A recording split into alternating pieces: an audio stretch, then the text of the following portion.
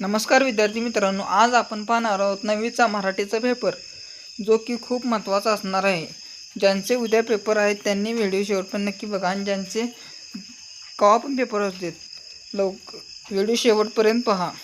प्रश्न 1 उतारा वाचून दिलेल्या सूचनेनुसार कृती करा। उत्तरावर प्रश्न विचारलेले आहेत 5 मार्कांसाठी। हा तुमच्या पाठ्यपुस्तकातीलच उत्तर असणार आहे। त्यातील पहिला प्रश्न आकृती पूर्ण करा। हे 1 मार्कांसाठी प्रश्न आहे। 2 नंबरचा अतिशय अवघड काम, ते उत्तरातून शोधून लिहायचं आहे। 3 नंबरला सहमत 6 ते 8 ओळीत, ते उत्तरासंबंधित तुमचे मत लिहायचं आहे। पुढील उत्तरा वाचून दिलेल्या सूचनेनुसार कृती करा। हा शक्यतो उत्तरा तुम्ही वाचलेला नसलेला असणार आहे। त्यातील पहिला प्रश्न आकृतीबंध पूर्ण करा।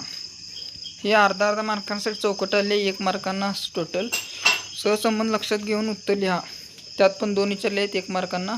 प्रश्न 2 पुढील पद्याच्या आधारे दिलेल्या सूचनेनुसार कृती करा।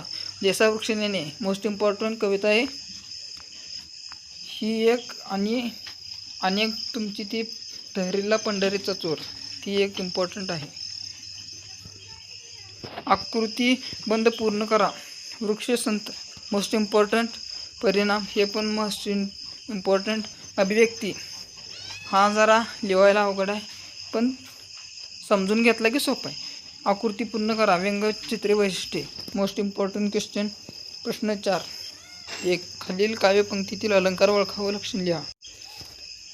नयन कमल हे उघडीत हलके जागे हो जानकी, अलंकाराचे नाव लक्षण लिहायचे आहे। लिंग ओळखा। आणि शेवटचा प्रश्न 4 मार्कांसाठी असणार आहे। खालील शब्दांच्या आधारे कथा तयार करा व योग्य शीर्षक द्या। आता इथे शीर्षकला 1 मार्क असणार आहे आणि जे तुम्ही लिहिलं आहे त्याला 3 मार्क असणार आहे। ते पण शीर्षकला अर्धा मार्क, जे लिहिले त्याला 3 मार्क, आणि अर्धा मार्क असणार आहे तो त्या तात्पर्याला असणार आहे। त्यात मुद्दे आहेत गाढव, मीठ, नदी, कापूस यांना अनुसरून कथा लिहायची आहे। आणि चॅनलवर नवीन असल्यास चॅनलला सबस्क्राईब करा। धन्यवाद।